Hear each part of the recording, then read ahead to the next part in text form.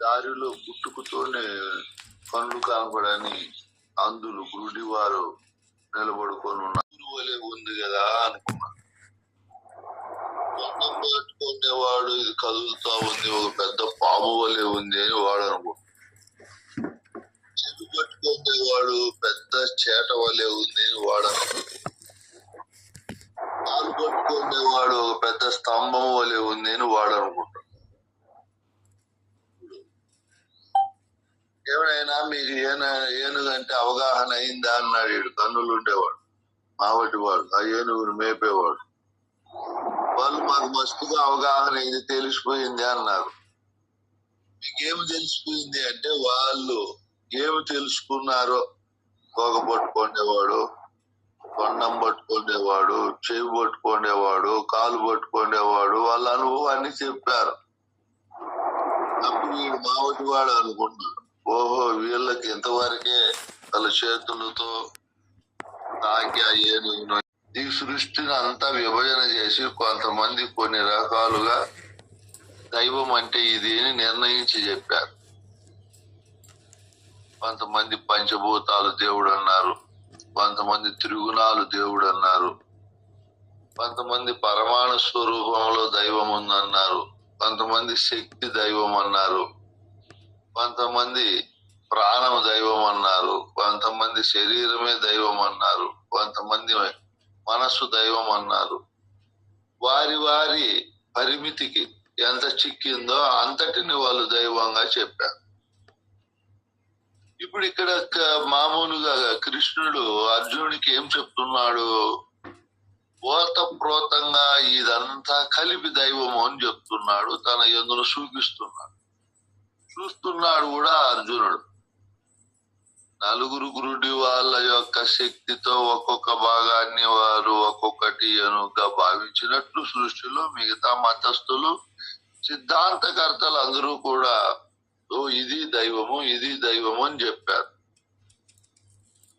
మొత్తం విశ్వం అంతా కూడా దైవ స్వరూపమేనని, నేననే పరమాత్మ యొక్క సన్నిధానములో ఇదంతా ప్రకాశిస్తా ఉందని కృష్ణుడు అర్జునుడికి ప్రబోధిస్తాడు, చూపిస్తాడు.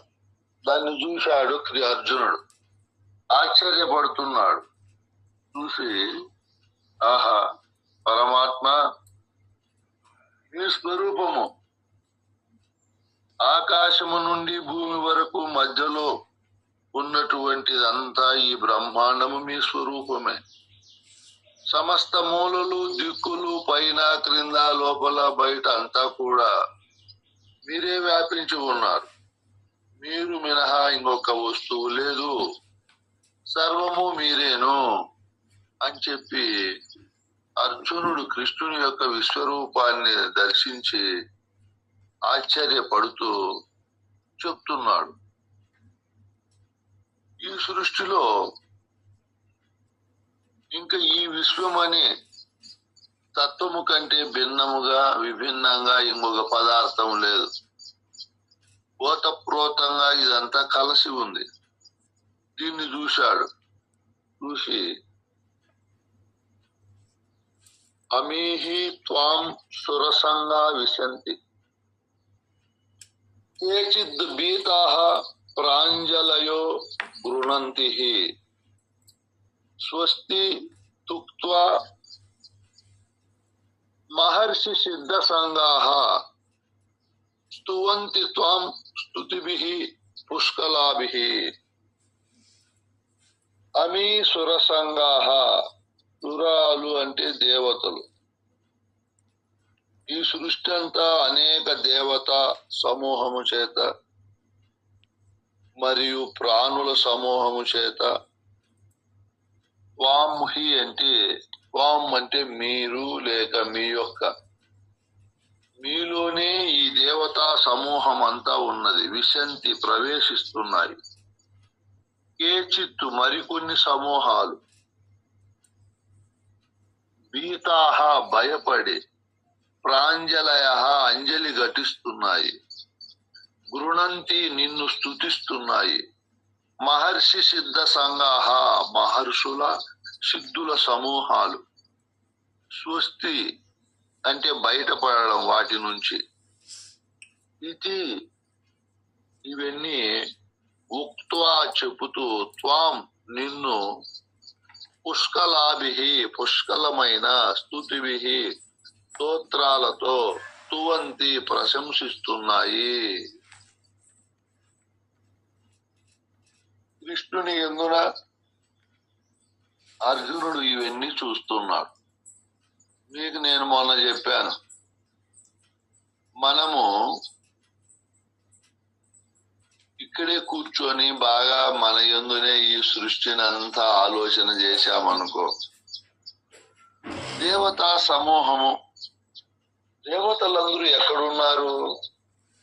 మన గురువు చెప్పాడు,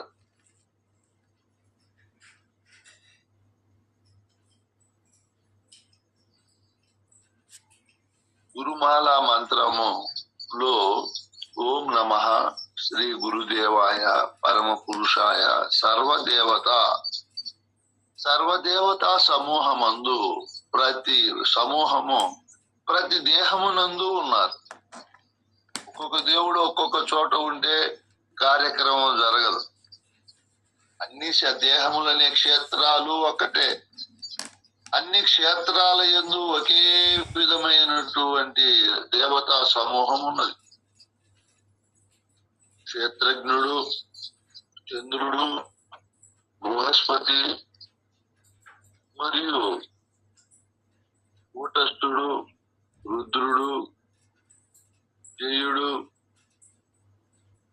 విశ్వయోని, అజుడు, విశిష్టుడు, విశ్వకర్త, అష్టదిక్పాలకులు, వరుణుడు, వాయుదేవుడు, సూర్యుడు, వరుణుడు, అశ్వనీ దేవతలు, బ్రహ్మ విష్ణు రుద్ర సదాశివులు మరియు అగ్నిదేవుడు, ఇంద్రుడు, ఉపేంద్రుడు, చతురాననుడు, మృత్యువు, ఈ దేవతా సమూహం అంతా గురువు మనకు సాంఖ్య బోధ చెప్పినప్పుడు సాంఖ్యములో ఇదంతా కూడా తెలియజేస్తాడు. ఈ దేహం అనే మహా విశ్వమునైనా బయట విశ్వం ఎట్లా అద్భుతంగా ఉందో ఈ దేహం ఇంకా అద్భుతంగా ఉంది. ఈ దేహంలోని ఇంత దేవతా సమూహం ఉంది, ఇన్ని తత్వాలు ఉన్నాయి, ఇన్ని గుణాలు ఉన్నాయి, ఈ రకమైన మార్పులు చేర్పులు చెందుతా ఉంది అని చెప్పి భద్రాజ రామశతకములో దాదాపు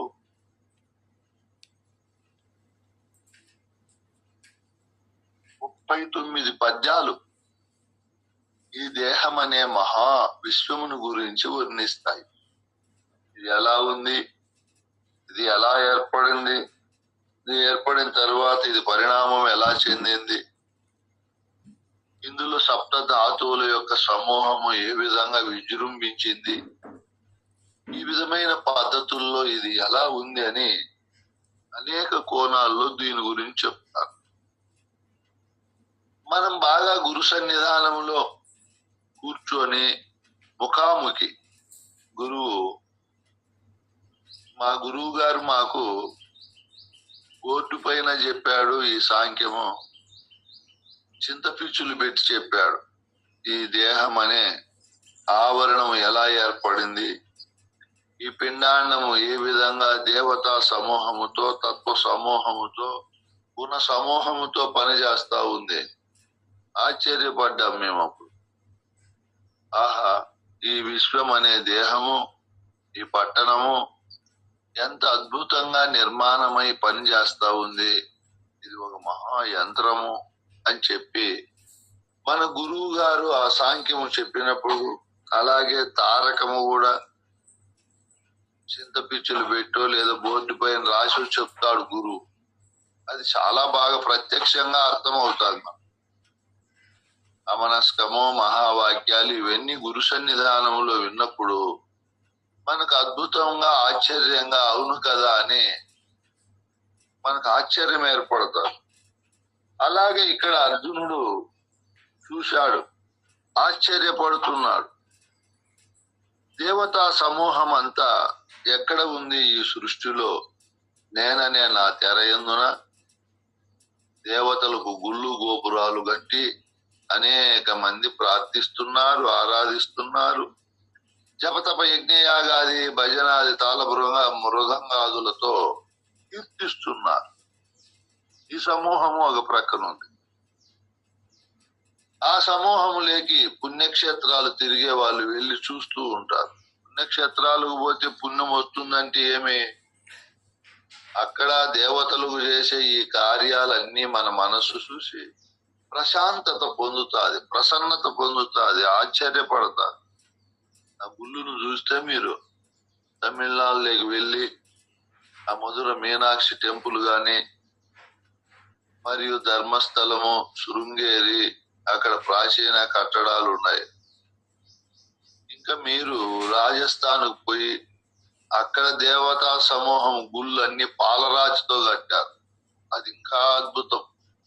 ఎంత కట్టారో, ఎంత డబ్బు ఖర్చు పెట్టారో. ఆ తరువాత ఒరిస్సాకు వెళ్ళి ఆ పూరి, ఆ రథము, సూర్యరథము, అవన్నీ మనం దర్శించినామనుకో ఆశ్చర్యం కలుగుతారు.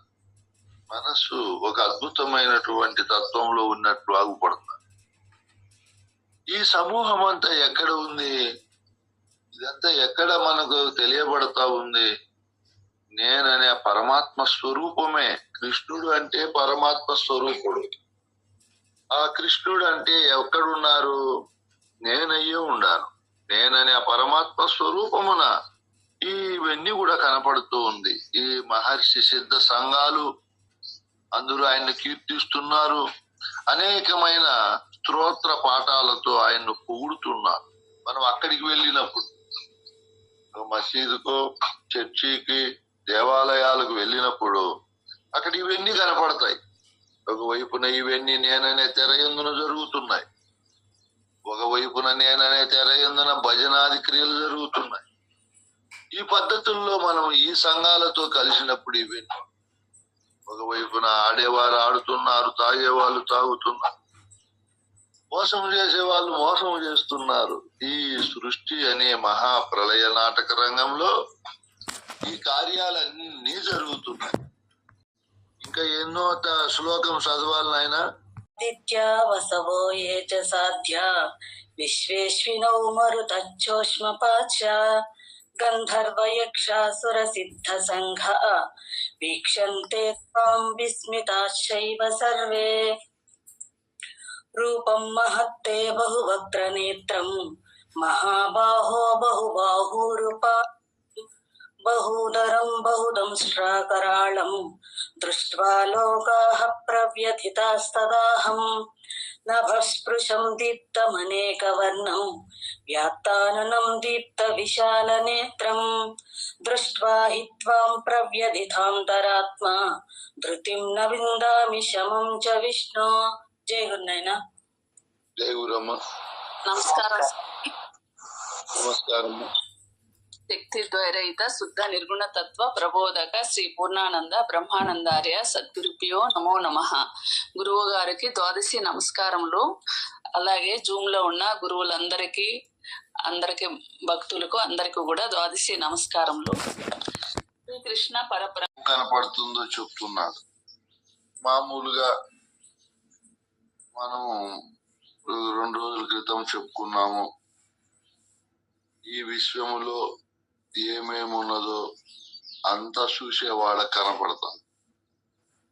చూడబడే స్థానములో ఏమున్నదో చూసేవానికి అదంతా కనపడతా. అదే కనపడతాదా? ఇంకా వేరేది ఏమైనా కనపడుతుందా నాయన? చూసే కనపడుతుంది.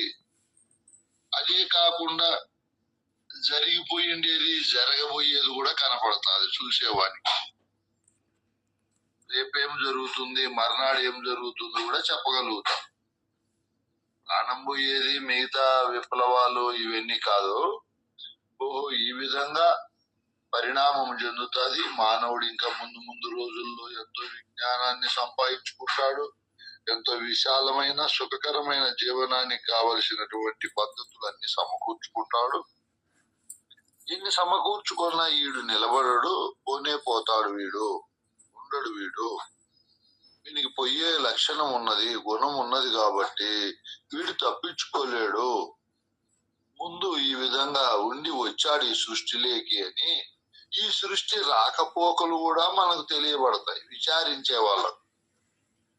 కనపడే స్థానములో ఉండే ఈ సృష్టితో పాటు కనపడే సృష్టి యొక్క రహస్యాలు, దాని యొక్క పూర్ణ ముందు స్థానం, తరువాత ఉత్తర స్థానం అన్ని కూడా తెలియబడతాయి. అంత చూసేవానికి అంత సత్తా ఉంది. చూడబడే స్థానంలో ఉండే వాడికంటే చూసేవాడు గొప్పవాడు. ఎందుకు గొప్పవాడు నాయన? చూసేవాడు కనపడేదానికంటే కనుగొనేవాడే గొప్పవాడు. ఎందుకు? వీడేమన్నా శాశ్వతమా? వీడు శాశ్వతం కాదు. చూడబడే స్థానములో ఉండే విశ్వమంతా శాశ్వతం కాదు. చూసే స్థానములో ఉండే పరమాత్మ కూడా శాశ్వతం కాదు. శాశ్వతం కాకపోయినా వీడు చూడబడే స్థానంలో ఉండే దానికంటే గొప్పవాడు. ఎట్లా గొప్పవాడు? ఎట్లనైనా చెప్పండి. మరుత చోష్మాక్ష సోష్మపాక్ష గంధర్వ యక్షాసుర సిద్ధ సంగాః వీక్షంతే త్వాం విస్మితాచైవ సర్వే. విస్మితులై చూస్తున్నారు ఆ కృష్ణుని అందరూ. అంత గొప్ప రూపం ఉందంట. ఎవరైతే రుద్రులు, ఆదిత్యులు, వసవః వసువులు, సాధ్యాంచ అంటే సాధ్యులు, సిద్ధులు, విశ్వదేవతలు, అశ్వినులు, మరుత్తులు, ఉష్మపాంచ ఉష్మవులు ఎన్నున్నాయో చూడండి. అందరు ఉన్నారు, మనకు తెలియదు కూడా. ఈ పేర్లన్నీ ఇందులో మనకు కొన్ని పేర్లే తెలియవు. ఉష్మువులు అంటే పితరులు. గంధర్వ యక్ష సుర సిద్ధ సంగాః గంధర్వులు, యక్షులు, అసురులు, సిద్ధులు, సంఘాలు అంటే వీళ్ళ సమూహము. సర్వేష అందరూ, విస్మిత ఏవా అందరూ ఆశ్చర్యముతో త్వాం నిన్నే వీక్షిస్తున్నారు, చూస్తున్నారు. రుద్రులు అంటే దుఃఖాన్ని, చెడు కర్మాలను చేసేవారు అని అర్థం. వీళ్ళు బయట ఎక్కడున్నారు? తన దేహంలోనే ఉండారు. బయట ఎతికితే వీళ్ళు కనబడరు. చెడు పనులు చేసేవారు. వీరికి నామాలు వేదాంతములు ఈ పేర్లు పెట్టారు, రుద్రులు అని. ఆదిత్యులు అంటే విషయ వస్తువులలో రసస్వాదన చేసి ఎప్పుడు భోగ సుఖాలు అనుభవించేవారు ఆదిత్యులు. దుఃఖాన్ని కలిగించే వాళ్ళు ఎవరు? మన శరీరంలో చెడు కర్మలు చేస్తూ కర్మేంద్రియాలు. ఆదిత్యులు బాగా జ్ఞానాన్ని, విషయాలను తెలుసుకొని అనుభవించేవారు జ్ఞానేంద్రియాలు. ఇక్కడ వసువులు అంటే మంచిని పెంచుకునేకి కావలసిన వాసనలు, కోరికలు. వీళ్ళు ఈ దేహంలోనే ఉండారు. సాధ్యులు అంటే సిద్ధి పొందిన వారు. పూర్వము ఒక గురువు దగ్గర గురూపదేశం తీసుకొని అందులో ఉన్నటువంటి సారాంశాన్ని తెలుసుకున్న గురువు ఏ విధంగా సిద్ధిని పొంది ఉన్నాడో శిష్యుడు కూడా పొందడం. ఇట్లా ఈ సృష్టిలో ఏది కావాలని కోరికుందో దాన్ని సిద్ధింపజేసుకునే కోరికలు నెరవేర్చుకున్న వారిని సిద్ధులు అంటారు.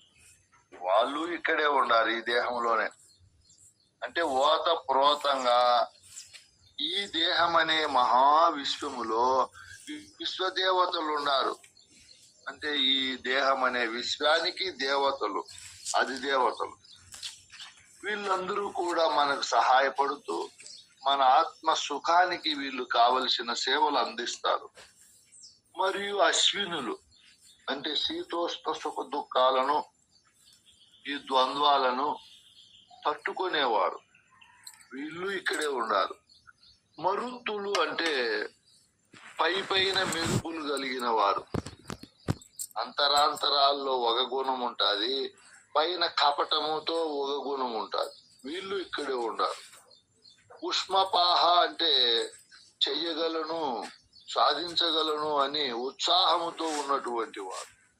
గంధర్వులు,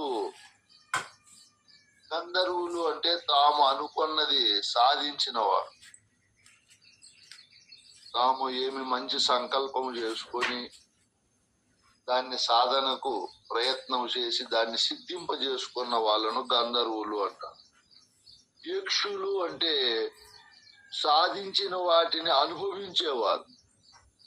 అన్నిటినీ కొత్త కొత్త వాటిని అన్ని కూడా సంకల్పించుకొని కష్టపడి వాటితో అనుభవించేవాళ్ళు. ఇంకా అసురులు అంటే దేవతలు, అసురులు అంటే రాక్షసులు. రాక్షస గుణాలన్నీ కూడా, చెడు గుణాలన్నీ కూడా ఉండడం. సిద్ధులు అంటే తాము అనుకున్న దాన్ని సిద్ధింపజేసుకున్నవారు. వీళ్ళెక్కడో ప్రపంచంలో ఎతికితే కనపడరు. ఈ దేహం అనే ఈ విశ్వ పట్టణంలోనే వీళ్ళందరూ ఉన్నారు. ముందు ముందు మనకి ఇంకా వివరణ వస్తుంది, అప్పుడు చెప్తాము.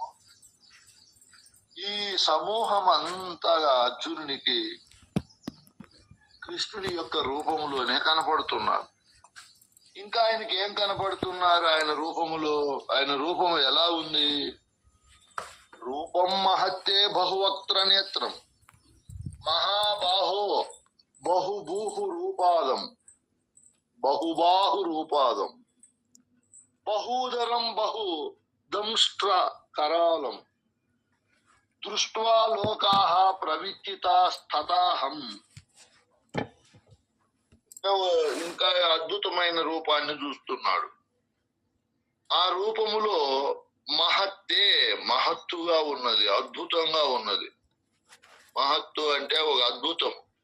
తనను తాను మైమరిచిపోయి కనపడే దాంట్లోనే తన ఆలోచనను, తన భావాన్ని పెట్టుకొని అంత గొప్పగా ఉండేదాన్ని మహత్తు కలిగినది అంటారు. తనను మైమరిపించేది. బహువక్త్ర నేత్రం. బహు అంటే అనేక, వక్త్రములు అంటే నోళ్ళు, నేత్రం అంటే కన్నులు. అనేక నూర్లు అనేక నేత్రాలతో ఉందంట. మీరు కూర్చొని ఆలోచన చేస్తే ఈ విశ్వంలో ఎన్ని నేత్రాలు ఉన్నాయి? 1600 కోట్లు ఉన్నాయి. ఎన్ని నోర్లు ఉన్నాయి? 800 కోట్ల నోర్లు ఉన్నాయి. బహుబాహువులు. బాహువులు అంటే ఊరులు, భుజాలు, పాదములు అన్ని అనేక రకాలుగా ఉన్నాయి. ఊరువులతో, పాదాలతో కూడి బహూదరం, అనేక రకాల ఉదరాలతో, బహు దంష్ట్రాకరాలం, పెక్కులు కోరలతో, భయంకరంగా. కోరలు నోటిలోనే ఉంటాయి, పందికి కోరలు ఉంటాయి.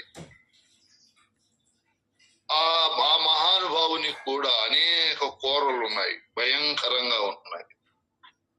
కే అంటే నీ యొక్క మహత్తు గొప్ప రూపము, ఆకారాన్ని దృష్ట్వా చూసి లోకాలన్నీ కూడా చూసేవాళ్లే ప్రవ్యతితాం తపిస్తున్నాయి. అహం నేను తదా అంటే ఓ పరమాత్మ అనేకమైన ముఖాలతో, నేత్రాలతో, బాహువులతో, ఊరువులతో, ఉదరాలతో, భయంకరమైన కోరలతో ఉన్న నీ మహాద్రూపాన్ని చూసి లోకాలు తల్లడిల్లుతున్నాయి.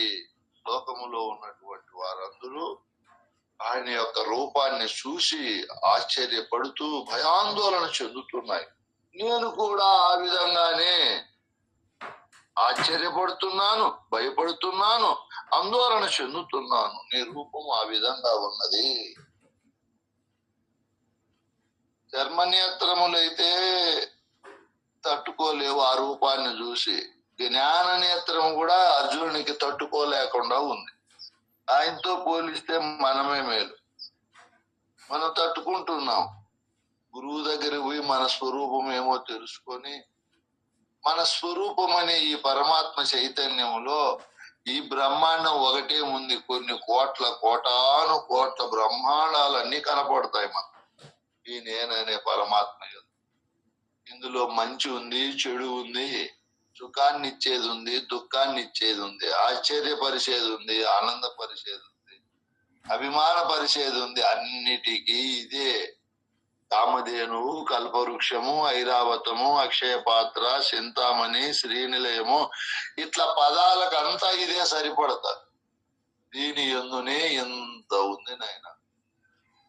ఈ గురువు మనకు జ్ఞాననేత్రాన్ని ఇచ్చి, ఈ జ్ఞాననేత్రం పైన ఇవన్నీ కూడా సందర్శింపబడేటట్టు, చూసేటట్టు గురువు మనకు ఆ భావాన్ని కలిగిస్తాడు. అప్పుడు అర్జునుడు కదా ఆశ్చర్యపోయినట్లు మనం ఆశ్చర్యపోతాము గాని భయపడం. ఇది సర్వసాధారణమేననుకుంటాం. ఈయన భయపడుతున్నాడు ఆ విశ్వరూపాన్ని చూసి. మనమైతే భయపడం. ఎందుకు భయపడం మనము? అది సాధారణం, అది స్వభావం దానికి అని చెప్పి మనము దాంట్లో ఏమాత్రము దిగులు పడము. ఈ విధంగానే ఈ అర్జునుడు కృష్ణుని యందున ఈ ప్రళయ కాలము మహా అద్భుతంగా కూర్చొని ఆలోచన చేస్తే తెలుస్తుంది. పోయే బస్సులు పోతున్నాయి, వచ్చే రైళ్లు వస్తున్నాయి, నిలబడే విమానాలు నిలబడుతున్నాయి, ఎగిరేటివి ఎగురుతున్నాయి. ఈ సృష్టిలో దొంగవారు ఉన్నారు, మంచివారు ఉన్నారు, మోసగించే వాళ్ళు ఉన్నారు, మనుషులను చంపే క్రూరత్వం కలిగిన వాళ్ళు ఉన్నారు, బాంబులేసి చంపుతున్నారు కొంతమంది, ఇంకొంతమందిని. ఎన్నో రకాలుగా ఈ సృష్టిలో వ్యవహారాలు జరుగుతున్నాయి. నిర్దాక్షిణ్యంగా జంతువులు, పక్షులు కోసుకొని తినే వాళ్ళు తింటున్నారు, పండ్లు తినే వాళ్ళు తింటున్నారు, చపాతీలు తినే వాళ్ళు తింటున్నారు, మందు తాగే వాళ్ళు. అబ్బా, అది ఇంకా క్రూరము. చూడండి, ఒక్కసారి కూర్చొని జ్ఞాననేత్రంలో చూస్తే ఆ షాపుల దగ్గర క్యూలో నిలబడుకొని అది తాగే వాళ్ళు తాగుతున్నారు, తైతక్కలాడే వాళ్ళు ఆడుతున్నారు. ఎన్ని రకాలుగా కామ కార్యకలాపాలలో కొంతమంది ఉన్నారు, మహాయజ్ఞాలు అవి కూడా. ఎన్ని రకాలుగా ఈ విశ్వం అనే మహా దృశ్యములో దృశ్యాలు భిన్న భిన్నాలుగా ఉన్నాయి. చూసేవాడు ఆశ్చర్యపడికి ఏముంది నాయన? ఆశ్చర్యములో మహా ఆశ్చర్యం. ఈ విధంగా కృష్ణుడు యొక్క రూపాన్ని చూసి ఆందోళన, అలజడి చెందుతున్నాడు. అంత భయంకరంగా ఉంది రూపం అది. మరియు చెప్తున్నాడు, నభః స్పృశం దీప్తమనేక వర్ణం, వ్యాత్తాననం దీప్త విశాల నేత్రం, దృష్ట్వా హి త్వం ప్రవ్యతి తాంతరాత్మా, ధృతిం నవి విందామి శమంశ విష్ణోహ. విష్ణువైనటువంటి ఓ కృష్ణ, కృష్ణుడే విష్ణు స్వరూపము, విష్ణు స్వరూపమే కృష్ణుడు. విష్ణు, ఓ విష్ణు, నభః స్పృశం, ఆకాశాన్ని అంటుతా ఉంది ఆయన రూపం. నభము అంటే, అభం అంటే ఆకాశం. ఆకాశాన్ని స్పృశం స్పృశిస్తా ఉంది. దీప్తం అంటే ఆకాశమంతా ఆయన వెలుగుతూ ఉంది, జ్యోతి. అనేక వర్ణం, అనేక వర్ణాలతో, వ్యాప్త అననం, తెరిచి ఉన్న నోటితో. వ్యాప్తమైంది అంటే ఓపెన్ అయి ఉంది, తెరుచుబడి ఉంది ఆయన నోరు. దీప్త విశాల నేత్రం, ప్రకాశించే పెద్దవైనటువంటి నేత్ర. త్వాము, నిన్ను, దృష్ట్వా, చూడడముతో, ప్రవ్యతిత అంటే ప్రవ్యతితము అంటే ఆందోళన చెందడం, వ్యత చెందడము, బాధపడడం. అంతరాత్మ, నా అంతరాత్మ వ్యత చెందుతుంది, భయపడతా ఉంది. ధృతిం ధైర్యాన్ని, శమంచ శాంతిని, నా విందామిహి పొందడము లేదు. నా విందామిహి శాంతి, సుఖము, నీ రూపాన్ని చూసి నా ఆత్మ ఆనందపడలేదు అని చెప్తున్నాడు. ఓ విష్ణు, ఆకాశాన్ని అంటుతూ పలు రంగులతో ప్రకాశిస్తూ ఉన్నావు నువ్వయ్యా. నీ రూపము, ఎన్ని రంగులు ఉన్నాయి, ఎన్ని విచిత్రాలు ఉన్నాయి. కొంతమంది ఓ దేవా, నీలో తెరుచుకొని ఉన్న నోటితో, ప్రజ్వలిస్తున్న విశాల నేత్రాలతో నిన్ను చూసి నా హృదయము భయపడుతుంది. నాకు ధైర్యం గాని శాంతి గాని చిక్కడము లేదు. ఇంతకు ముందంతా నీ విశ్వరూపాన్ని నేను చూడాలన్నాడు. గురువు చూపించాడు. దాన్ని చూస్తూ తట్టుకోలేకుండా భయపడుతున్నా. చూడు, శాంతి లేకుండా అశాంతితో ఆందోళనతో ఉన్నాడు, మైమరిచిపోతున్నా. ఈ విశ్వం అంటే రెండు ఉంటాయి, మంచి ఉంటాది, చెడు ఉంటాది. చూసి మనసు బాధపడి ఇంకా వద్దురా ఈ సృష్టి ఇక్కడ అనే భయాందోళన చెందే దృశ్యాలు ఎక్కడుంటాయి నాయనా? చెన్నైలో అపోలో హాస్పిటల్ కి ఇక్కడ పిలుచుకొని పోయి చూపిస్తే ఈ జన్మే వద్దంటారు. మీరు ఎప్పుడన్నా ఏదో పుణ్యక్షేత్రాలు గురు పూజలకు పోతారు కదా మామూలుగా, మనం ఒక్కసారి అక్కడ కూడా పోవాలి. ఎక్కడికి? ఆమె ఇట్లుంటుందా అనుకుంటారు మీరు, అంత నరకం. ఇంకొక చోటికి పోయి చూస్తే ఇంకా భయపడతారు. ఎక్కడనైనా లేకుండా కట్టెల వాసన కాలిపోతా ఉంటే, కింద శరీరంలో నీసంతా కారుతా ఉంటే దగ్గ మండుతాది శరీరంలో. పెట్రోల్ డీజిల్ కంటే ఇంకా అర్ధగంట సేపు చూశాను అక్కడ. పోయినప్పుడల్లా పోయి చూస్తా. ఇంకా కొంతమందిని పిలుచుకొని పోయి చూడండి నాయన, ఆయన నరసింహాచారి చెప్పినట్లు ఎండమావుల వంటి బొమ్మ నిన్ను జలదిలో పుట్టరా, ఉండదెప్పటికైనా దేహము ఉత్త స్వప్నము భ్రాంతిరా. ఆడ బయట కూర్చోండే వాళ్ళు తొందరగా కాలిపోతే ఇంటికి పోదుమే, ఎప్పుడురా ఇది కాలేదని వాళ్ళ కోసము ఎంతో శ్రమలు పడి బాధలు పడి మోసాలు మోసగించి గురువు వచ్చినా కూడా ప్రేమతో ఒక్క పూట కూడా అన్నం పెట్టకుండా ఆ డబ్బులు కూడా మిగిల్చి పిల్లలకు కుటుంబ సభ్యులకు ఇవ్వాలని బాధపడిన వాడిని దయాదాక్షిణ్యం లేకుండా కాల్చి తొందరగా కాలిపోతే ఇంటికి పోయి నేను అక్కడ గమనించాను. మీరు రాండి చూపిస్తా. ఆడ కాలుతా అంటే సెల్లులు చూసుకుంటా అన్నారు హాయిగా వాళ్ళు. అయ్యో ఇట్లా అయిపోయిందని అప్పుడే పోయింది ఆ బాధ కూడా. మంచిదేననుకో, బాధపడేది తీసుకురాలేమనుకో. ఈడు ఎంత బాధలు పడ్డాడు కాలిపోయేవాడు వాళ్ళ కోసం. మంచి పని అన్నా చేయకుండా, మంచి పని అంటే ఏమ్మా సంధ్యమ్మా, అన్ని మంచి పనులు ఇన్ని అవన్నీ చూడాలి, హాస్పిటల్ చూడాలి. హరిశ్చంద్ర ఘాట్ ఇంకా మీరు కాశీకి పోయి చూస్తే ఆడ అర్థాపర్థం కాల్తానే ఆ కట్టెలకు కూడా కక్కుర్తుపడి కాల్చేవాళ్ళు. ఆ కట్టెలు పక్కనేసి ఆ శవాన్ని అర్థం కాలిండే దాన్ని నీళ్ళల్లోకి తోసేస్తారు. ఆ నీళ్ళల్లో కాచుకొని ఉంటాయి కుక్కలు, పీక్కు తింటా ఉంటాయి ఈ శవాలను. అది ఒక పక్క నున్నగా బలిసిద్దాయి. మనిషి శవము భలే ఆరోగ్యానికి మంచిదంట, మనిషి మాంసం. మీరు ఎప్పుడైనా తిన్నారనైనా? అఘోరాలు శవాలను బాగా పీక్కు తింటారు మన ముందరే, పచ్చి మాంసమే తింటారు వాళ్ళు.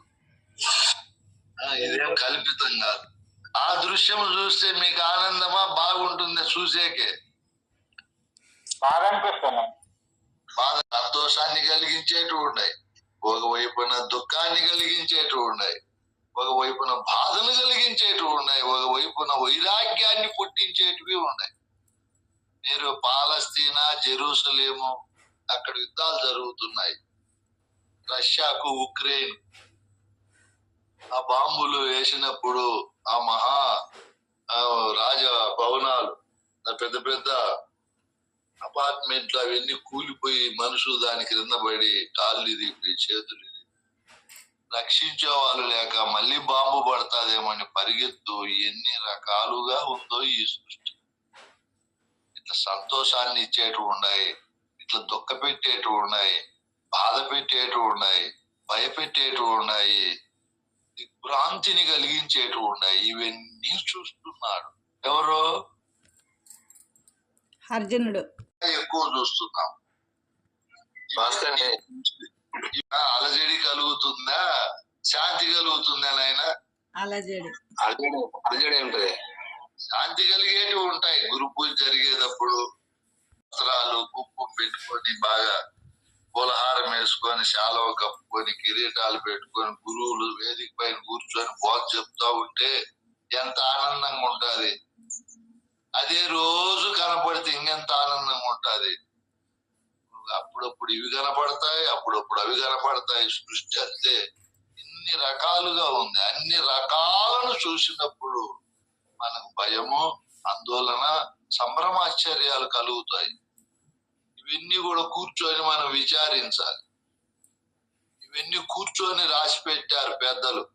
ఈ తత్వాలు, ఈ విచారణ, బోధ, ఈ విశ్వరూపములో కూడా కృష్ణుడు కూర్చొని ఇవన్నీ కూడా తన యందునే దర్శింపజేశాడు అర్జునుని. చూన్నాయన అని మనం ఇవన్నీ గురువు మన యందునే దర్శింపజేస్తాడు. అందుకే మీకు చూసేవాడు గొప్పనా, చూపించేవాడు గొప్పనా, చూడబడేది గొప్పనా అంటే చూసేవాడే గొప్ప. చూడబడేది జడము, దానికి చూసే గుణం లేదు కాబట్టి అది ఎలా ఉంటే అలాగే ఉంటుంది.